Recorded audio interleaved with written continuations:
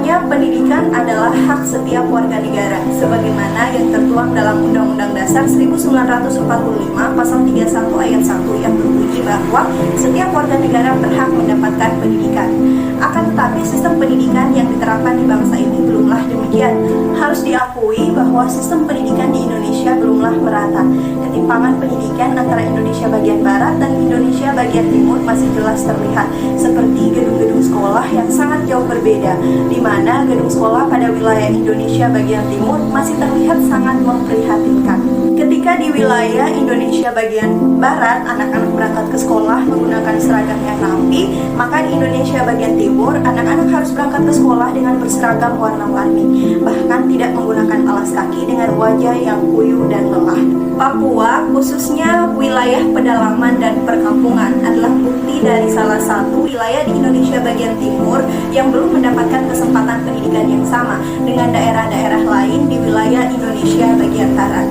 Menurut penelitian yang dilakukan oleh Change.org bekerjasama dengan Lembaga Ilmu Pengetahuan Indonesia menyatakan bahwa masyarakat rendahnya kualitas pendidikan pada masyarakat Papua menjadi permasalahan utama di sana.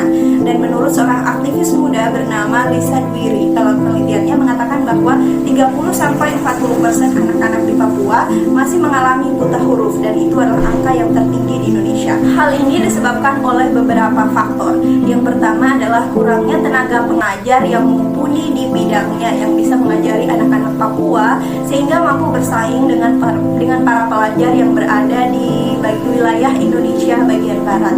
Yang kedua adalah anak-anak masih mengalami kesulitan akses ketika mengunjungi sekolah, ketika bepergian ke sekolah, seperti misalnya mereka harus melewati gunung-gunung dan menyeberangi sungai yang membutuhkan waktu berjam-jam untuk bisa sampai ke sekolah.